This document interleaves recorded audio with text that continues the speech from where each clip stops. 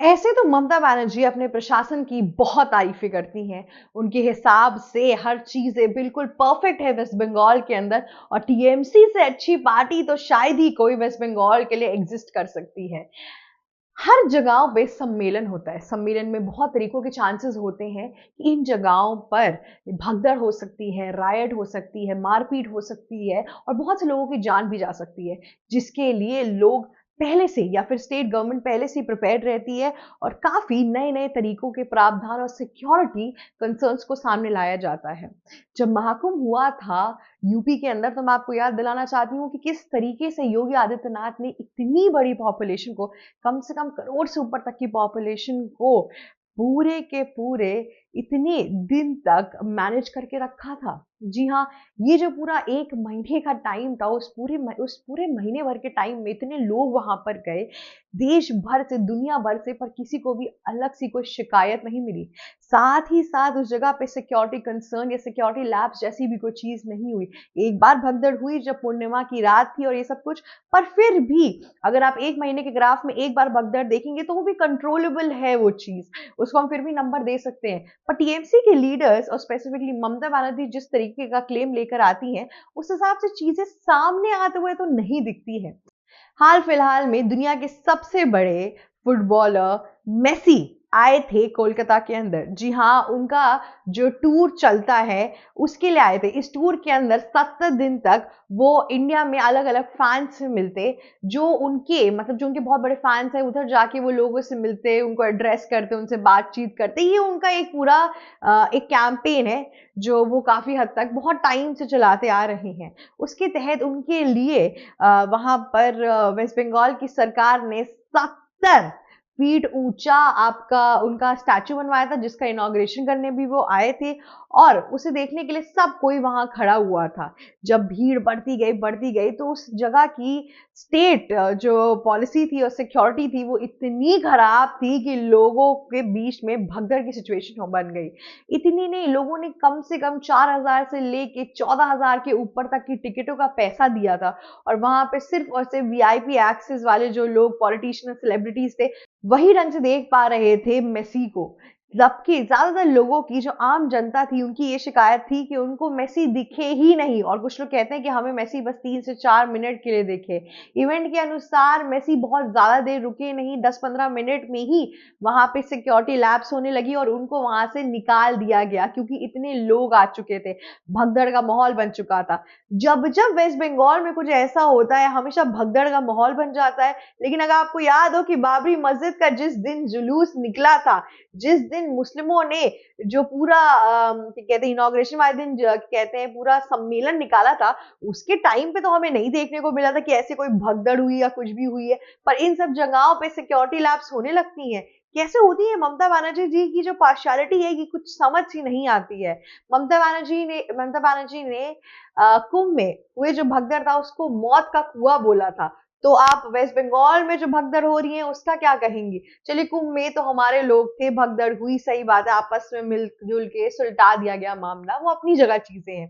पर एक international footballer आप पहले अपनी स्टेट में बुलाते हैं, उसके बाद से वहां पर आपने अपनी स्टेट ऑर्गेनाइजेशन के हिसाब से कोई भी चीजें ढंग से नहीं की होती है। लोगों ने अपना 3 से 4 से लेके 14,000 के ऊपर तक के पैसे भरे हुए हैं सिर्फ उस इंसान को देखने के लिए। उसके बावजूद भी वहां पे ढंग से पुलिस नहीं है, मैनेजमेंट नहीं है, पानी नहीं है ढंग से, इतनी ढेर सारी दिक्कतें कैसी हो सकती है एक जगह पे? लोग इतना गुस्सा होने लगे, कितने पैसे भरने के बाद भी उनको मेसी की शक्ल ही नहीं दिख रही थी। अरे आपने अपने स्टेडियम का पूरा जो स्ट्रक्चर है किस तरीके से बनवाया है कि लोगों को कोई दिखे ही ना, ऊपर से अपना स्टेट टैक्स अलग काट लेते हैं आप लोग। क्या हो रहा है वेस्ट बंगाल के अंदर? हर तरीकों से भगदड़ और चीजें निकल रही हैं। ये भगदड़ कहीं इसलिए तो नहीं हुई थी कि आज बाबरी मस्जिद का नमाज पढ़ा गया, पहले नमाज के लिए इतनी बड़ी जुलूस निकली, वहां पे मारधाड़ नहीं हुई, लेकिन इस जगह पर हो गई। जब जब माइनॉरिटी के अलावा कुछ भी वेस्ट बंगाल में कोई करने की कोशिश करता है या सम्मेलन होते हैं, तब तक हमें ऐसी आशंकाएं देखने को मिलती हैं कि किस तरीके से वहां पे भगदड़ होने लगी, मिसमैनेजमेंट होने लगी, अलग अलग चीजें सामने आने लगती है, जिसके वजह से ही लोगों का टीएमसी के गवर्नमेंट से भरोसा उठने लगा है। वेस्ट बंगाल में तो रिसेंटली ममता बनर्जी ने बहुत से प्रावधान लाने की कोशिश की है, बहुत से नए तरीके लाए जिसके तहत लोगों का, स्पेसिफिकली हिंदुओं का दिल जीता जाए, क्योंकि माइनॉरिटी वोट बैंक तो उनका वैसा ही रह गया है, और जो दूसरा वोट बैंक था उनका बांग्लादेशी मुस्लिम, वो तो भाग ही गए हैं यहाँ से। तो उन्होंने ये सोचा कि बहुत अच्छा अवसर है, आप एक काम करते हैं कि अलग अलग तरीके की चीजें लाते हैं जिससे यूथ को एंगेज करेंगे और ये सब कुछ करेंगे, पर फिर भी इनके बेसिक इंफ्रास्ट्रक्चर में ही कमी है। कभी ध्यान ही नहीं दिया ना, इतने टाइम से घुसपैठियों घुसा के रखी थी, इलेक्शन में डर तो लगता नहीं था इनको कि अलग सा कहीं हार वार जाएंगी, इसलिए इंफ्रास्ट्रक्चर डेवलपमेंट, एजुकेशन पॉलिसीज, ये डॉक्टर्स और हॉस्पिटल फैसिलिटीज, ये सब इतना ममता बनर्जी के दिमाग में ऐसा आता ही नहीं था। लेकिन इस बार जब सत्ता हिलने का डर आया है, तब बहुत अलग अलग तरीके की प्रक्रिया देखने को मिली है बंगाल के अंदर, और जिसकी वजह से लोग इस टाइम पे आश्चर्यचकित हुए पड़े हुए हैं। और इस इंसिडेंट से ये पता चलता है कि ममता बनर्जी दूसरों के गिरबान में झांक के और सेंटर को जो बोलती रहती है, खुद इनसे एक छोटे से फंक्शंस नहीं हैंडल हो रहे हैं। देखिए, इसका जो पूरा लॉस है वो सिर्फ इस स्टेट लेवल पे नहीं है, लेकिन मेसी जो है वो इंटरनेशनल फुटबॉलर हैं, और साथ ही साथ और सारे देश में हमारी क्या छवि जा रही है, ये बहुत मैटर करता है। इस टाइम पे रोजगार का एक अच्छा मौका होता है, कॉन्सर्ट्स, ये सब सेलिब्रिटीज, फुटबॉलर्स, ये सब लोग आते हैं, अलग अलग लोगों को टेंडर मिलते हैं, काम मिलता है, सब कुछ होता है, और जो दर्शक देखने जाते हैं वो अपने आइडल को देखने जाते हैं। लेकिन अगर इस तरीके की चीजें होती गई तो इंडिया की जो पीआर है, जो इमेज है, वो डाउन होती जाएगी। फिर एक टाइम ऐसा ना आने लगे कि इंटरनेशनल आर्टिस्ट ही आना बंद कर दे। हमारे पास अभी दिल्ली में अगर आप देख लीजिए, ट्रैविस आए थे, कोल्ड प्ले का पूरा कॉन्सर्ट हुआ था, उसके बावजूद भी ऐसी चीजें देखने को नहीं मिली थी जो मेसी के आने पर कोलकाता में दिखी।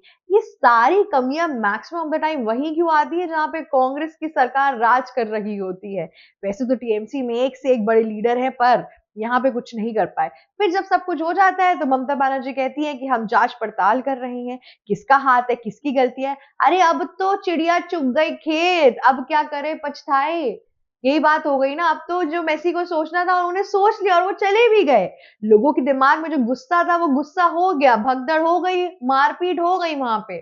लेकिन लोगों का पैसों का क्या, लोग जो अपना टाइम बचा के जा रहे थे, मेसी को जो इंडिया की पूरी कल्चर को देख रहा था, उसका क्या, जो हमारी इंटरनेशनल इमेज पड़ी उसका क्या। इन सब चीजों का अगर आप ध्यान दे देते, बाबरी मस्जिद से थोड़ा ध्यान हटाकर थोड़ी सिक्योरिटी इधर भी ला देते ना, तो शायद हमारा ज्यादा प्रॉफिट होगा, क्योंकि उस मस्जिद से हमारा ऐसा जितना प्रॉफिट नहीं है जितना इन ढेर सारे इंटरनेशनल इवेंट से है। पर अब देखते हैं कि आगे ममता बनर्जी की पूरी गाड़ी किस तरीके से चलती है। यहाँ पर वेस्ट बंगाल के इलेक्शन सामने आ रहे हैं और ममता बनर्जी की एक से एक गलतियां हमारे सामने आती जा रही हैं, और उनका पर्दाफाश करने के लिए एबीसी की रिपोर्ट्स हमेशा आपके पास खुली रहती हैं। साथ ही साथ इस टाइम पे हम ये भी देख रहे थे कि कैसे दोनों इवेंट्स को साथ में रखा गया और किस चीज को प्रायोरिटाइज पहले किया गया। जहां बाबरी मस्जिद के लिए पहली नमाज के अंदर किसी भी तरीके की भगदड़ नहीं हुई, लोगों के अंदर शांति थी, और तो और साथ में पुलिस भी थी और सिक्योरिटी भी थी।